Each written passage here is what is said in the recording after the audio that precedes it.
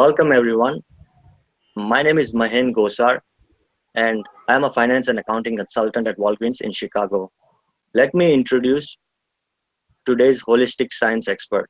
Oh, by the way, today's talk will be in a question answer format.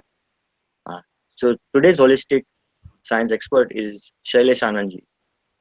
Dr. Shailesh Mehta, or we call him Dr. Shailesh Anandji, is a practicing ophthalmologist who owns a hospital in Vadodara, India. From his childhood, he was curious about deeper truths in life.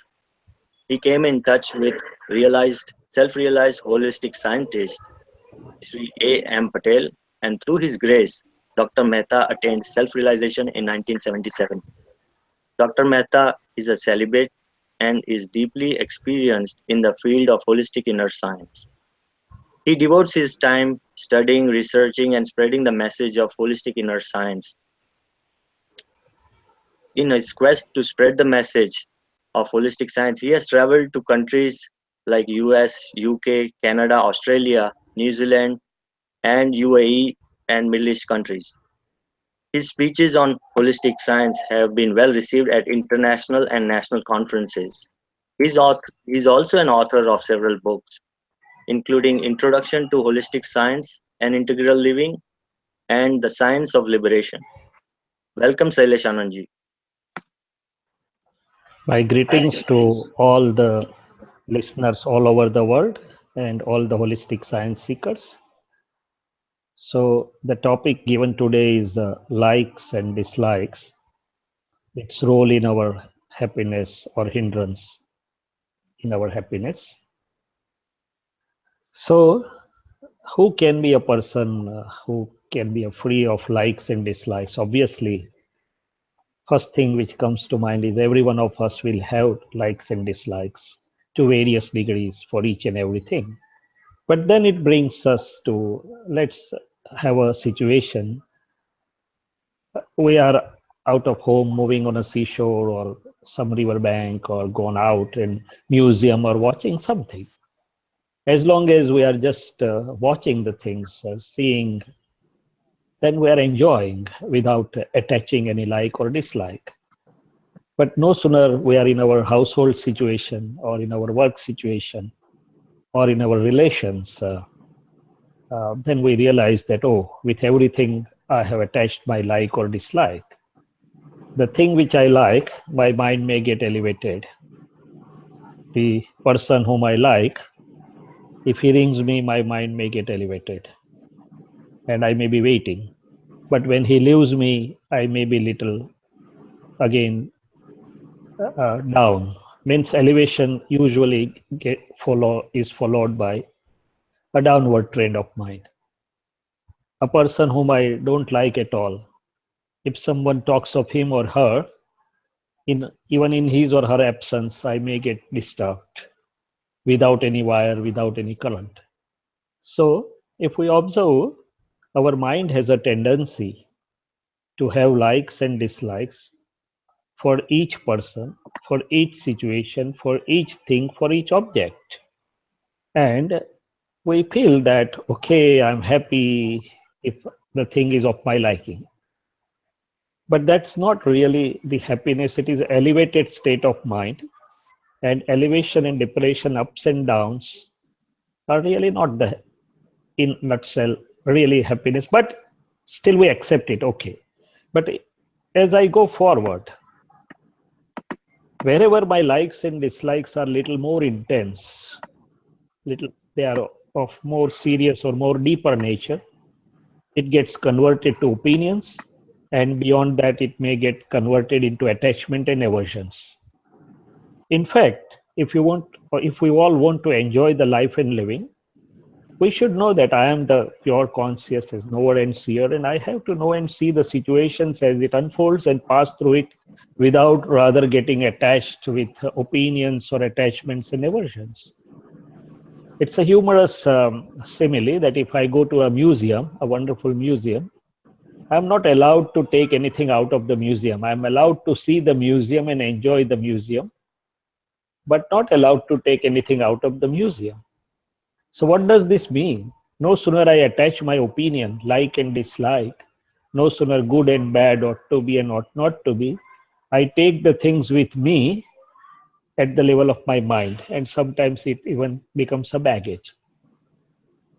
So the enlightened ones say that it is natural for you to have likes and dislikes because mind itself is having the dual nature, mind and intellect cannot come out of the duality. So you are going to have the two aspects, likes and dislikes, but watch the carefully that in normality it can be allowed, but when it becomes more intense, when it becomes more in depth or grave, it would affect your freedom, it would affect your happiness. Especially, can anyone have only one side of the story that I have likings everywhere and I don't have dislikes? It cannot be because by itself it is of a dual nature. So no sooner I say I like Mahen most because he's a straightforward, I'm going to say I dislike another person the most because he's the crooked one. So for every like there is going to be other end of the bank of the river that it's a duality. It's by itself it's of a dual nature. If I like the soft spoken person, I will not like the outspoken person. So there is going to be a counterpart of it, and it is going to bother me.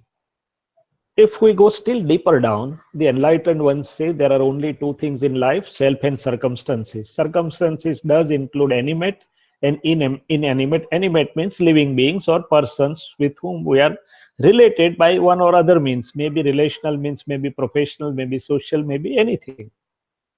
Or there may be inanimate means situations.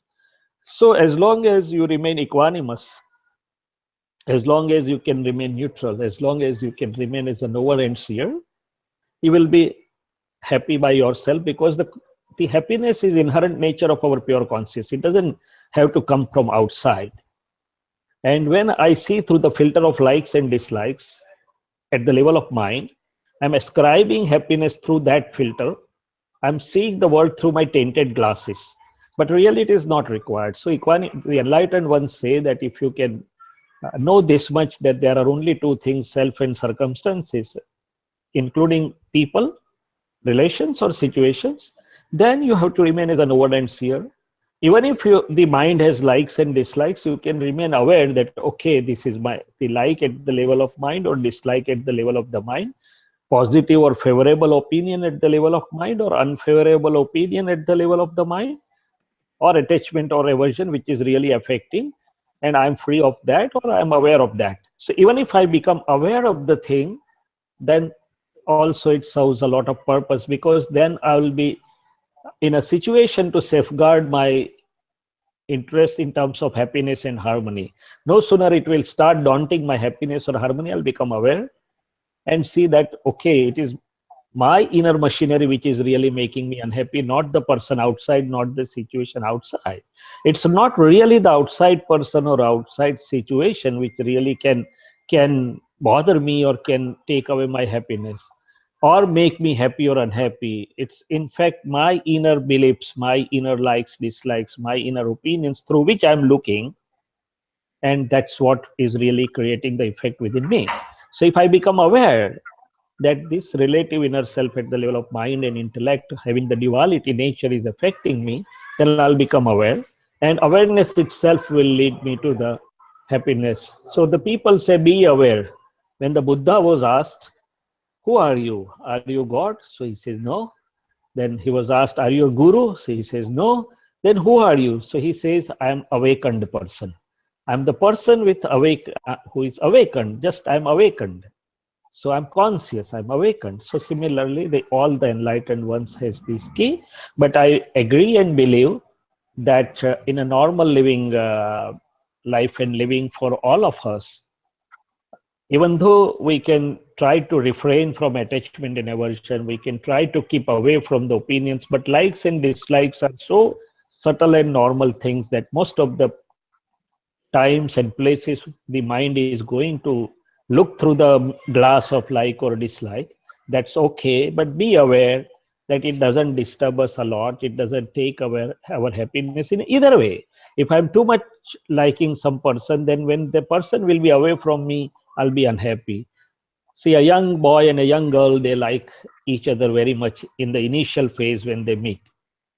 So they are the mind or even inner self is unhappy till the person is away, when he will come, when she will come, whatever, and again becomes unhappy when the person goes away. And everybody is aware that after a while the reaction may come. Something goes doesn't go as per our expectation, and as a reaction the like gets converted into equal amount of dislike or sometimes even more than that. So this duality nature by itself is leading to loss of happiness or lack of happiness. It's a reactionary thing, and it's not me. If I can remain, see, you are standing on a seashore and you are enjoying. You never say that this is good and this litter is here and I don't dislike and I like this. You are just enjoying it. You go to anything and you just see and enjoy the things, and you don't say I'm liking or disliking. So this is, I think, the basics opening for today's topic, and then we'll go as the questions come. Sure. Thank you, Dr. Shailesh for providing a foundation for what causes likes and dislikes, and how do we deal with them. Could you elaborate on is there a holistic science saying about we should not like our children? Could you please clarify on that, and then we can take question answers from the participant. No, no, yeah, yes.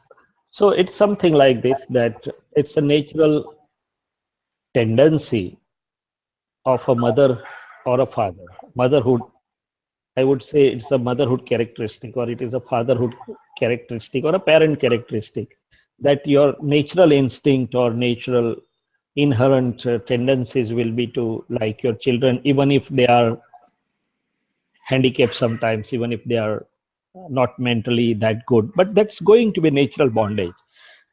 So it is not something like that you don't like your children. No. How can the one say? The holistic science never says you any unrealistic thing. That's what I have experienced or I understand. But it just says understand that okay, you the natural tendency is to like or to love your children, and you have to love your children. But what is love or liking? It should be free of expectation and condition. In that case, it will flow nicely. Otherwise, one fine day, your child, when your son or daughter has grown up now, 13, 14, 15, and will say, Dad, I don't agree with you. I can't any longer agree with you. I'm going to walk my way, or I'm going to do my way. And your heart will be broken. So just remain little aware that this is a good natural thing, and we are the gardener of a garden. We are not the owner of a garden. The duty of a gardener is to nourish each and every plant and take care and allow the flowers or fruits to blossom own way. The gardener never decides how the rose flower has to blossom, how the jasmine has to blossom, how the orchid has to blossom. The gardener's duty is to take care, give the nourishment and water, and see that the plants grow well. So if we have this little understanding with us, I think our living would be good, that we have done our duty well. We have showered the selfless love towards our children, and we have given them all sorts of holistic knowledge and education to grow them well. And let's see what the nature has to do.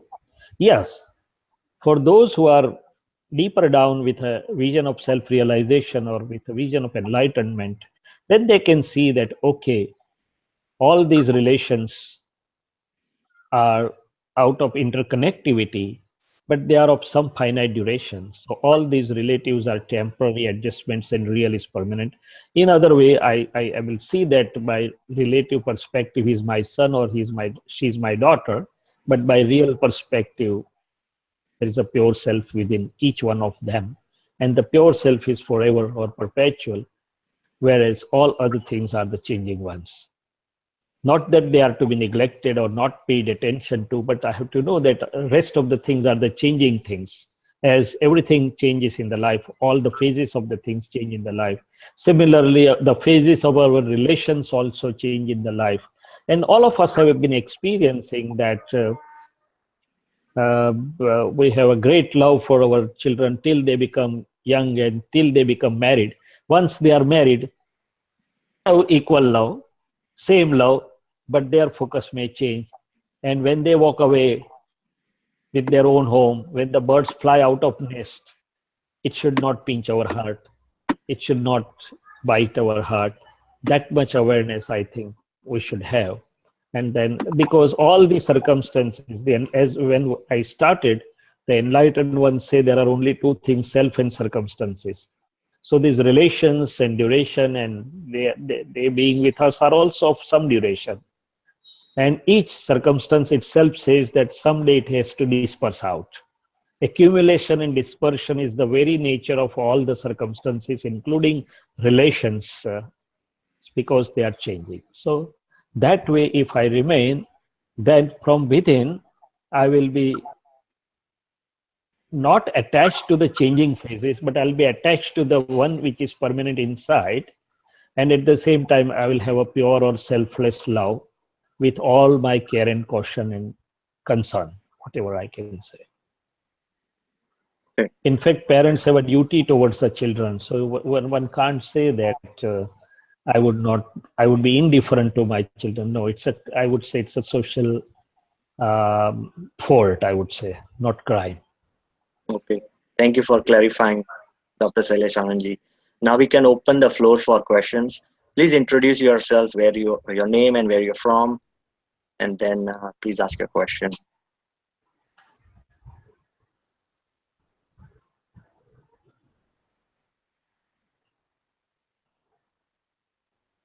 Yeah.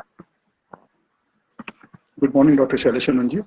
Thank you for your uh, very enlightening discussion. I have heard some of your previous talks also on related topics, and the understanding I have so far is that uh, all of our uh, thoughts that we get, they ultimately stem from an underlying like or dislike. Uh, Either it's an aspiration towards what we like or an aversion to what we dislike.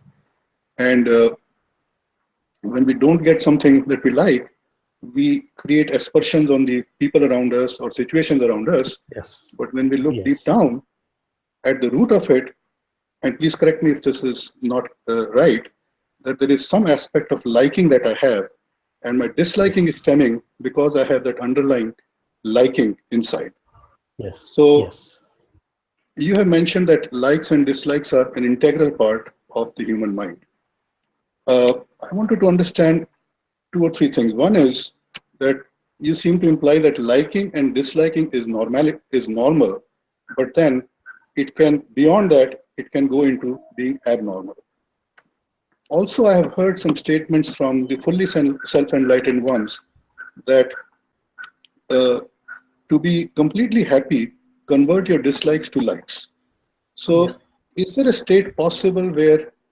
So, two questions. One is, what is the distinction between one, whether this liking and disliking, whether it is normal, or if you convert that from disliking to liking, how do you convert that from disliking to liking?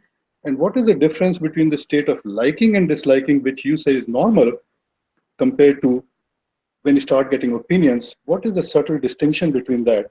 How do we experience that? So, very good question. When I said liking and disliking normal for human mind, I just meant to say that for most of us, it is going to be there. Yes, there is a state when in an enlightened journey, journey after enlightenment, when one is about to reach the final stage of accomplishment, one is totally free of likes and dislikes. That is possible. But for most of us, the mind itself, the intellect itself is going to show the dual aspects, means likes and dislikes. So meaning thereby, see, normal means it's not disturbing me, it's not disturbing others, in simple words. So sometimes I say I like tea or I doesn't like tea. Yes, okay, that's fine. The tea is not going to put a claim on me that why do you say that you are disliking me? But when it comes to living beings, see what happens most of the times. Now, two people come together and they get married, and when they are married, they have looked at the positive aspects of each other, so they like so much each other that they feel that we can't live with the other person. No, I can't live with the other person. We like so much and we love so much. After a while, the situation sometimes changes to the reverse way. I can't stand that person anymore. I dislike, I hate, and whatnot. So this, this every one of us has a has the mind is a mechanical thing.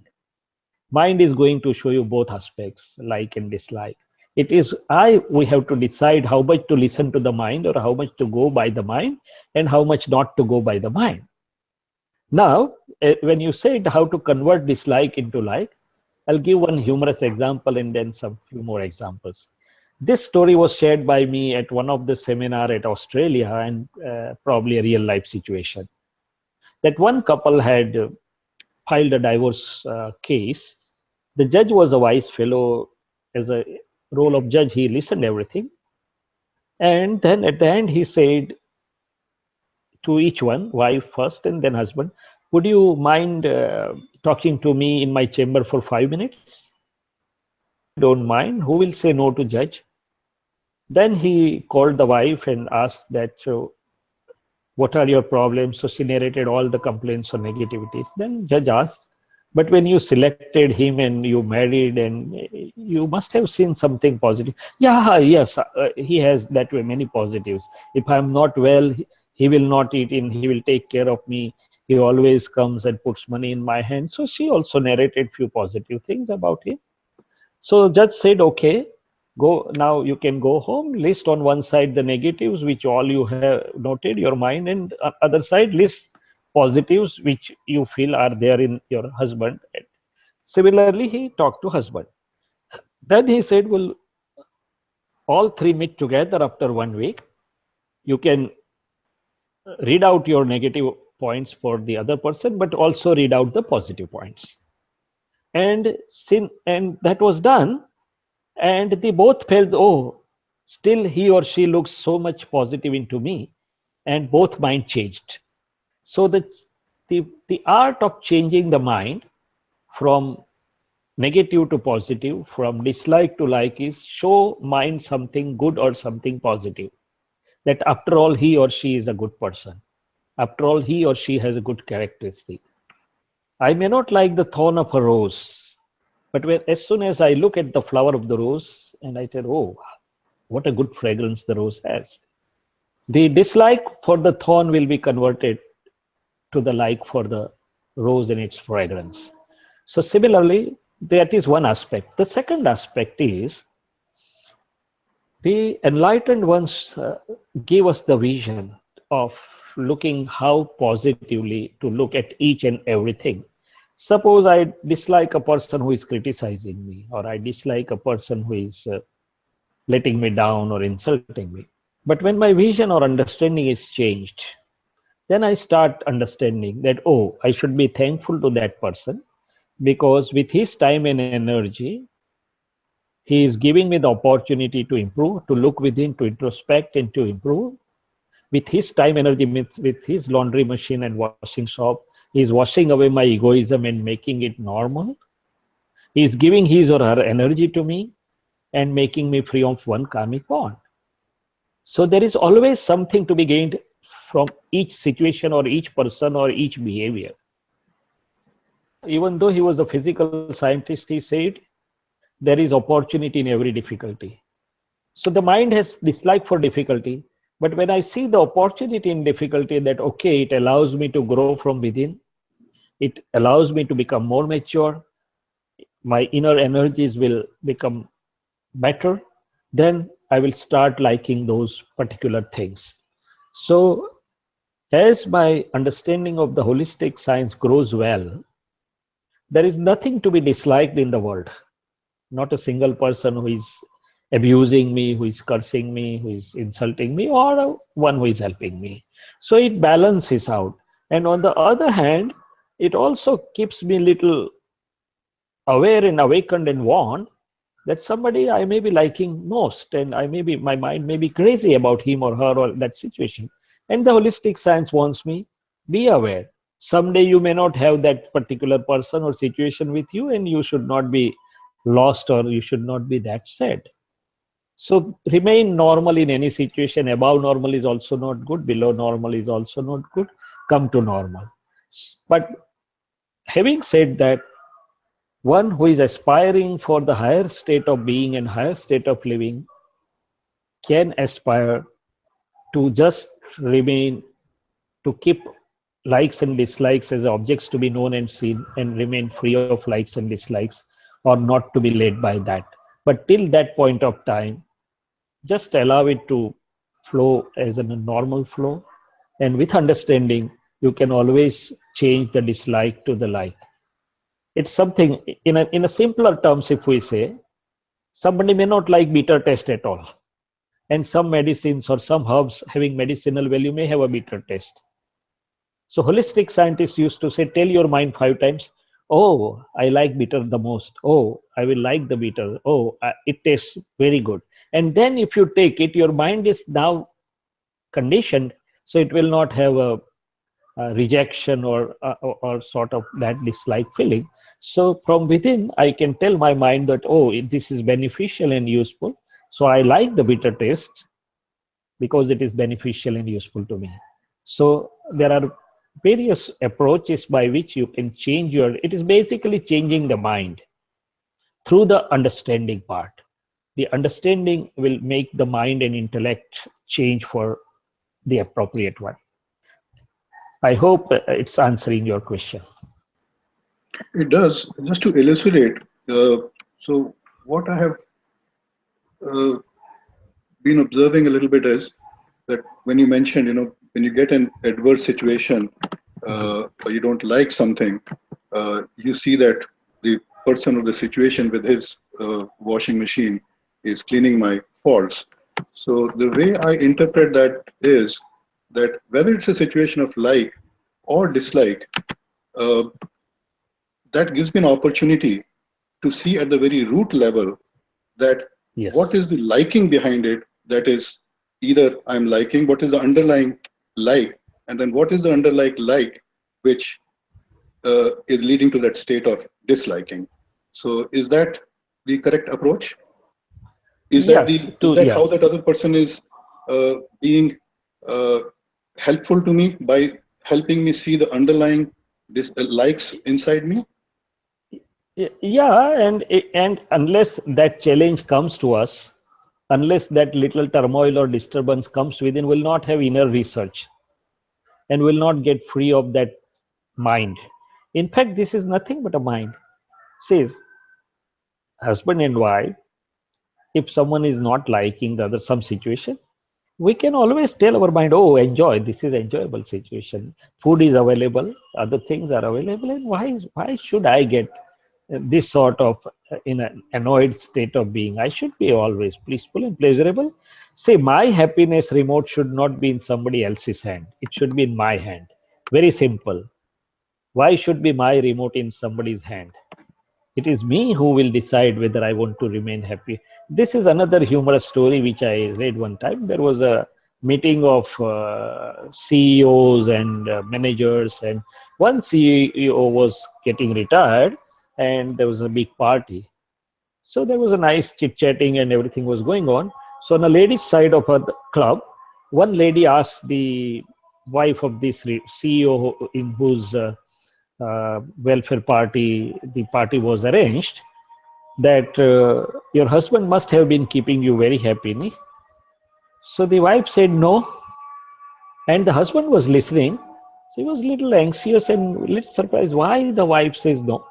Then the wife elaborated, it is up to me to remain happy. It's my choice. So I have learned, we both have learned how to remain happy in each situation. Not that the other person is giving me happiness or unhappiness, but we have learned how to adjust and how to remain happy.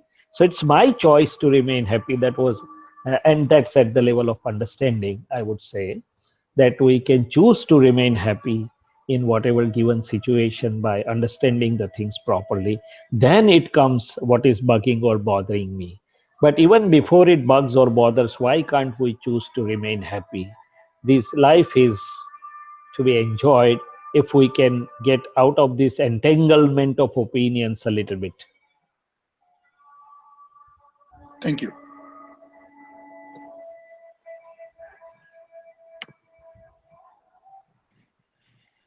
Good evening, Sailashananji. This is Rajnikant Patel from Bethlehem, Pennsylvania.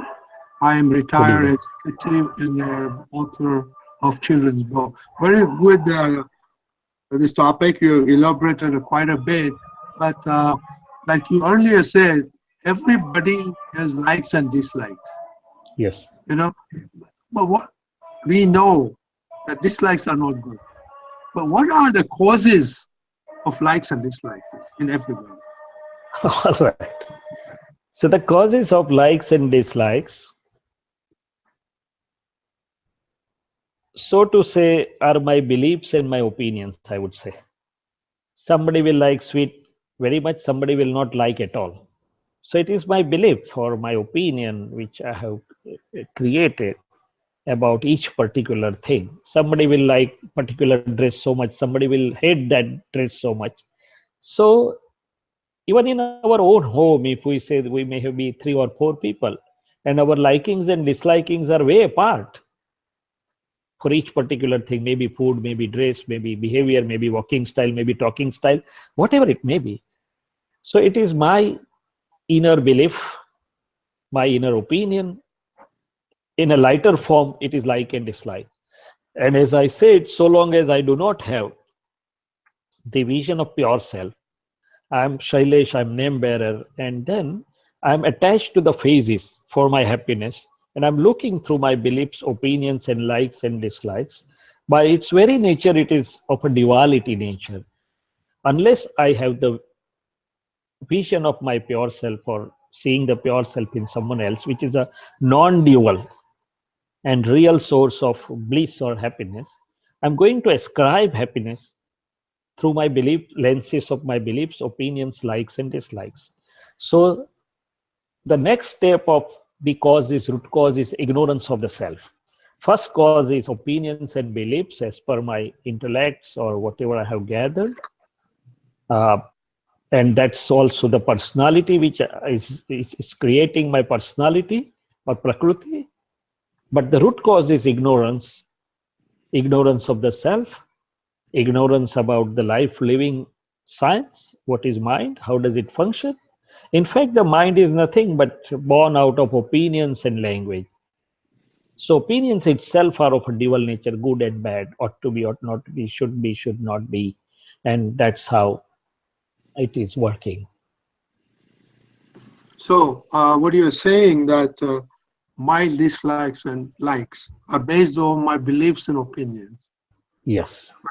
So now, how did that belief come into me? That I like this, I don't like, I don't like, I like. Well, there are two things I would say. The people talk of nature and nurture. Nature and nurture means few things I have brought with me as my inherent personality. We have been observing that even the twins in their very early infancy stage, they also come out with different likes and dislikes, even though they are twins. So from where they bring this? So part of it is nature, means the personality which I have brought with me. It said that a small neem seed will have a whole neem tree inside it. A small mango seed will have a whole mango characteristics, branches and stems and fruits and other things into it. So something I'm bringing with me is inculcated into me through my long journey, whatever phases I have passed through, whatever understanding I had, I have always into one of the two modes. It should be this way, it should not be this way, it is better if it is this way, if it is not good if it is that way. So that sort of bhava bhav or good and bad, my signing into good and bad projections while passing through the phases of all this based on my prevailing understanding at that particular time, it attracts the atoms and molecules from outside. At that time it is a causal mind, and then it becomes a gross mind or a functioning mind which already has the atoms and molecules imprinted with these dual sort of opinions or natures. And the second part is nurture, means environment I'm passing through, the situations, people, and other things around me, and whatever lessons or the inferences I'm drawing based on my prevailing understanding at this time, it keeps on modifying. But it is not the sole factor. The main factor is within me. See, three friends may be there. One friend will develop the opinion pro to it, and one friend against it, and one friend may remain neutral to it, even in the same environmental situation. So it's a mixture of nature and nurture, mixture of what I have brought with me, as well as the influence of environment. But the key point for the holistic science and for everybody is what is my understanding at that moment, because it is through this understanding that I'm going to sign pro or against or remain equanimous to that particular thing. So, but at the root of all these things is ignorance of who am I, what is my real self, what is the nature of pure conscious, and what is not. That having that root cause, these things operate like this, that I'm passing through various phases of life and I'm creating the causal mind, and that causal mind becomes functional in due course of time. And when it becomes functional, whatever the notes I have brought with me, it is going to show me the pro and cons of the things. Thank you very much. This is very good explanation. Now let me come very simple thing.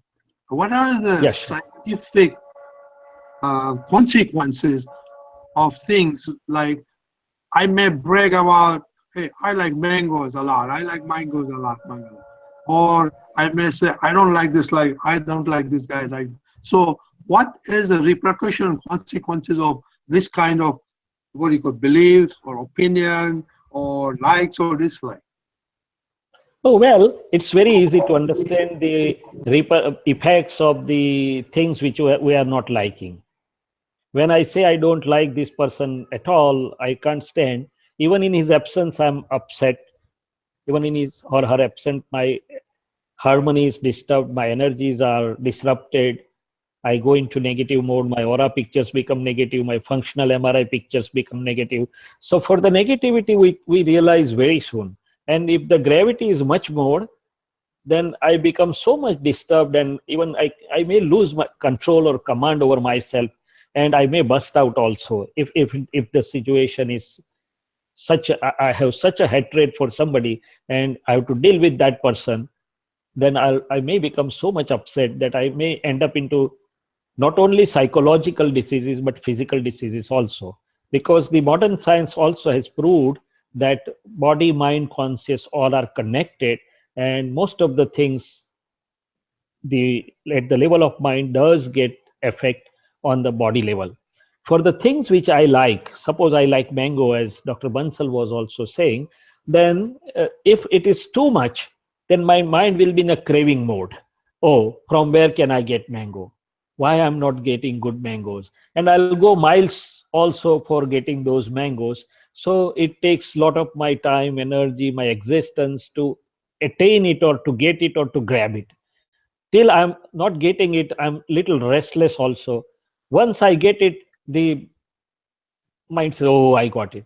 But that's for some small time. Another humorous example, uh, once at 11 night, an 80 kg person was running to get something. So the enlightened one was watching. So why are you running at 11 night? So, oh, we have decided that whosoever wins or loses has to give the party of jalebi and bhajia, and the shop will close. So I'm just running down. So that small jalebi and bhajia was making 80 kg, 90 kg man run like anything, a madman. And sometimes we know that the things which we are mad about it, liking, so much liking that at the level of madness, sometimes even if it is available to us, that excitement may lead to heart attack, or that excitement may lead to disturbed blood pressures and whatnot. So anything above or below is really not good. In a normal limits, it's all right for a normal human living.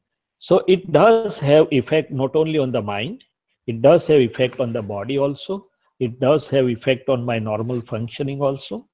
So one has to be a little aware that let it not play a role on my happiness and harmony in a negative way.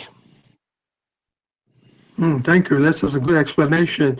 Now, you keep on saying, if you know yourself or if you know who I am, what is the difference between a person who doesn't know it and does know it? Oh, uh, for the person who doesn't know it, it is really very difficult to understand what it is. But the person who has known it now can definitely experience that what I was before and what I am now, there is a sea change, there is a north south change. Even Eckhart Tolle, even the people who are of the Westerners with some wisdom, they are also talking of the same thing, that be with yourself, be in present, don't attach your happiness to objects or shape or form or other things, with the same intention that as long as I'm name bearer, as long as I'm Shailis, I'm not knowing who am I, I'm going to be bound to with various things which are always changing, which are dependent, which are not in my hand, which are changing. And that's how my roller coaster ride will never end. Roller coaster elevation and depression, excitement and grief and joy and whatever you say, that roller coaster ride will always go on. And most of the time I'll not be enjoying what I have, but I'll be worried about what I don't have, or when it will go away, or when some unseen will happen. So that's the situation. And even if I have everything with me, whatever I want in worldly terms, my inner unrest will not go away, because the conscious is attached to the matter. It's like joining the two wires of a light, which brings the spark by itself. But when I know who am I, the everything relatively remains as it is, but now I know what is the characteristic of my pure self. The bliss starts, inner unrest goes away. I become free from within, at least. I become knower and seer of all these things, likes, dislikes. So to say, unless that inner vision opens out, I cannot really understand my inner world.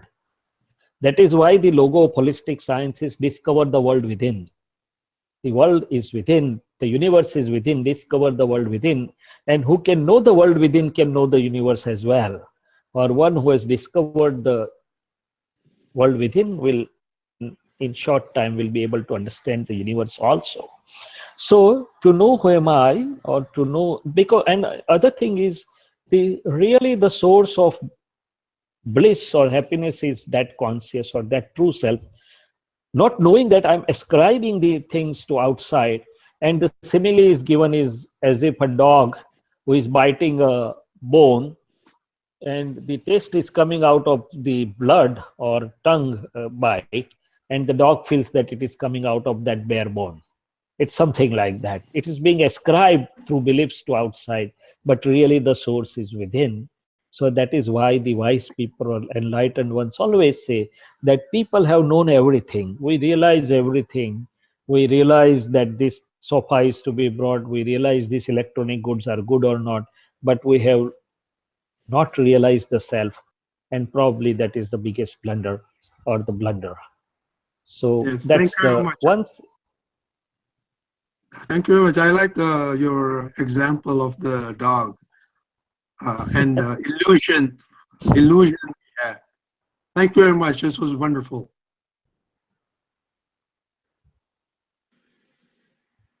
We Next can take up a next question if anybody has the next question from the audience.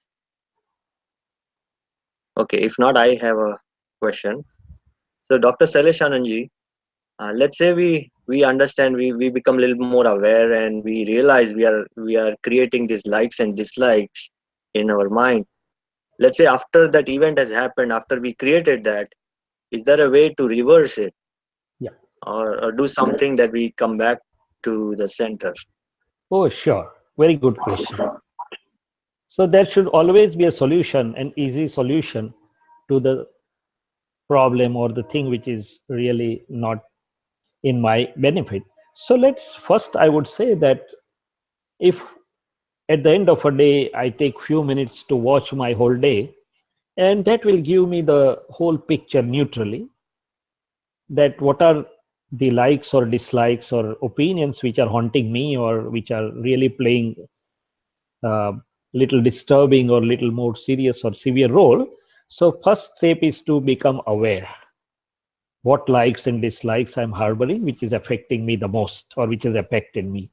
The next step would be to change it. So as I was talking to Dr. Bansal, suppose I don't like Rajni Bhai at all. For example, my mind says I don't like him. Then I'll always say, okay, why? So he does this. But after all, he's a very helping person. After all, he's a learned person. After all, he has this much achievements. So showing him some mind, something good, the mind will get changed that after all, he or she is a good person. Or as I said, some situations are helping me. The difficulties, the holistic science said that the favorable is food and unfavorable is vitamin. Or favorable is tonic for body and unfavorable is tonic for my conscious or my mind. So no sooner I am aware that this is this, my inner understanding will show me the light, how to show the other aspect and change it. And the third thing, suppose something has happened, I have not liked you and some hurtful uh, interaction has happened between two of us, then it will bug me also. So the third simple measure is within myself, taking few seconds or few minutes, I'll say that, oh, I see the pure self within mine, which is really free of mind, body, speech, mind's name and name belonging attachments, and all mind's personality attributes. And looking at that pure self, I beg pardon for this hurtful behavior or for my disliking or annoying attitude, and I decide not to do it again. Please give me inner strength not to do it again. This is the third, and the fourth one. The holistic science has given the 9 codes of conduct which can serve as a guiding light, and one of that is, O Supreme Self, or O Lord, give me inner strength such that I will not disrespect, or I will not have disrespect or hatred towards any living being, and I will have equanimous or attitude of love with every human being. So once the difficulty lies, Mahin, as I understand, is not really knowing the thorn which is within us, not really knowing that this is lying within us and it is bothering us. And once we become aware, the solution is, I think, simple and handy. Immediately the inner understanding will change the mind, worse in the form of confession, apology, resolution, and we can ask for inner energy in the form of codes of conducts also. Okay, wonderful. Thank you for providing this clarification. At some point, everyone faces that dilemma that, we have done that, and now how do we go back to it? So these are some good tools Yes. to follow. Yes. There should always be. Even your GPS says, please take legal U-turn at the first available exit. And if you don't listen again, it says, please take the next exit or please take the U-turn. Right? Yeah, it doesn't give up. It doesn't give up. Similarly, there is inner understanding within us, which really keeps us saying, but only thing is we should listen to it. Wonderful. I have So one I think question. yeah, go ahead, please. So you just mentioned very nicely uh, Mahin's question regarding if you have a dislike for a situation, then you take those following steps. Now, sometimes what happens is you want something, you like something, and there is a worry about not getting it, and a state of worry or anxiety or depression. So, how do you trace back what is it that your mind is craving, and how do you get over the worry or anxiety or the tension resulting from that state? That's very good question, and I think very good. And most of the times, that's a state most of us feel that more the value we attach to the thing, more the liking we attach to the thing, more will be the craving or apprehension, and more will be the worry whether I'll get it or not. So there are two simple aphorisms in a holistic science. Enjoy whatever is available and in front of you. Don't bother for the things not available to you. जिसे बोलते हैं प्राप्त को भुगतो अप्राप्त की चिंता मत करो. That is one thing. Because after all, I have to talk to my mind that why you are so much apprehensive or anxious about the thing. So, okay, why I like it so much? You like it so much and you want to have it. Why? For happiness. But are you getting happiness right now? So you're losing. So come back.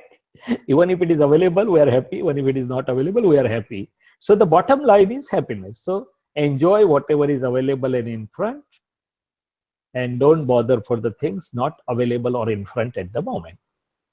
Right? You can always put your normal efforts, but then see what the nature has to do. Because that is not the situation or object which is really going to make me happy or unhappy. It is my perspective of looking at the things which is going to make me happy or unhappy. So I have to understand that it is my inner understanding, my inner vision, my inner perception, which is really the most important thing and not the objective. And that is why the people are now saying remain in present, remain in present, remain in present, means enjoy whatever is in front and available to you, and rather than going into past or future. The second thing is deal with the situations amicably and with equanimity. प्राप्त संजोगों का सुमेल से समता पूर्वक निपटारा करे. वो that is another situation. So if the person really thinks a little bit, takes a while to talk within himself or herself, I think there is enough correct light coming from within that why I am doing this thing. Nobody is really asking all the life running and working hard and going after so many things. Have we ever asked ourselves why I am doing this? What is the purpose? What is the purpose of life? Why I am doing this? Am I doing this for happiness? Am I not happy with or without it? A little bit of talk within, and I think the situation should be resolved. And it is the mind which is getting stressed. Why should we get into mind and get stressed ourselves? But we take upon the situation of mind as mine. That's another mistake, that we consider my mind is me and me is mind, or mind is mine, which is really not the correct thing. Let the mind go up and down, and let we remain as a knower and seer. If I'm again the same example, if I'm standing at the seashore and there are big tides and ebb tides and storms going on in the seashore, but I'll be enjoying as long as I'm on the shore and as a knower and seer. But if I go within, then oh, I'm drowned, I'll be feared. So if I get into the mind, then I'll have a roller coaster. But if I step back and see what's going on in mind, ups and downs, anxiety and release, then I'll be able to see the mind's film very nicely, and will be able to talk to mind. Mind is not at fault. Mind says, give me the resolving, guiding light. Give me some understanding which will resolve me, which will give me convincing answer. And that is our duty, to give correct guiding light and talk to the mind, so the mind gets the resolving understanding or the answer. And then only it can become stress free.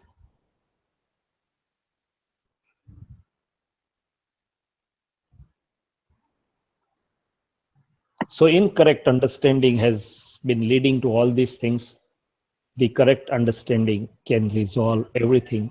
And holistic science says only this much: nothing is required except the correct understanding.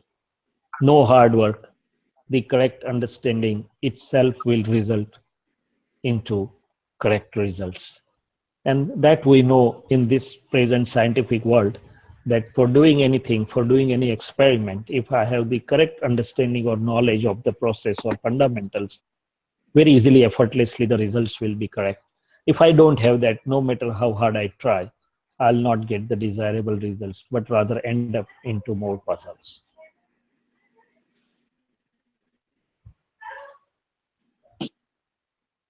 Wonderful. Uh, I think we have just enough time for maybe one question. If not, then we can wrap up this last call for any questions. So can I ask one more question? Yeah, please. So when you're attached to some source of external happiness and you're anxious about not getting it or that state of turmoil, and the mind keeps showing you different uh, options of uh, different efforts. Mind will show, okay, do this, do this, do that, different kinds of ways. So do you just keep aloof from all the options that it is showing and just stay away from the mind, or No, do you no. accept certain options? What is the right option to go externally in that Yes. situation? So there is not only the mind, but there is whole inner parliament which is going on. Mind says something, reflective consciousness shows it, intellect also weighs pros and cons. And with understanding, we understand it. Okay, this and this much is appropriate. So once we understand that this and this much is appropriate, it is not that we sit without doing anything. Do your best according to your understanding, abilities, care, and caution, but in a normal limits. Because if it would have been in my hands, if I would have been independent or holding the powers, there was no need to work hard or no need to become anxious or stressful. If it is not totally in my hand, there is either no need to become panicky or stressful. So to best of my understanding, care, caution, and abilities, I have to work in a normal and put the normal efforts and see what the nature has to do. And the another secret is the nature works as per my own bhav or projections. So what is in my hand is bhav or projections. So knowing this science, I'll project bhav or projections correctly. I'll decide, remain sincere, work hard, pray, and leave rest to nature. And then also I will know that whatever has happened is true and correct because it is the sum total of so many scientific circumstantial evidences coming together. So we have to go like this. We have to work, but we have to work in an appropriate understanding way and in a normal and natural efforts. So normal and natural, if we understand these two words, I think it helps us a lot in our daily living. And as I said again and again, I have to ask my mind, why are you so crazy, or why do you want this? Why are you so mad about this? Become normal and let's see. And in fact, the rule is the less the craving, more easily it is given by nature. More the craving, and nature will put more challenges or will deprive you. That's also a fact of life. Thank you, Shirashananji. I think we should talk about this normal and normality that you just mentioned in one of the future holistic science meetings. Oh yeah, that's, that's a very good topic. yeah, very good. Very yet very subtle also. But yes, we can certainly, yeah, we can certainly talk on to that. Thank you. Thank you.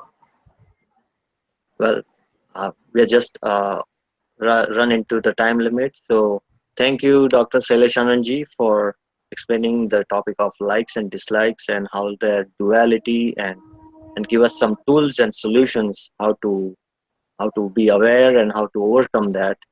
And we had some good questions from the audiences. So definitely had a very good discussion, and hope this helped everyone with a better understanding. So our next talk show would be on August 20th, and we hope everybody can make it. And thank you, everybody. Thank you.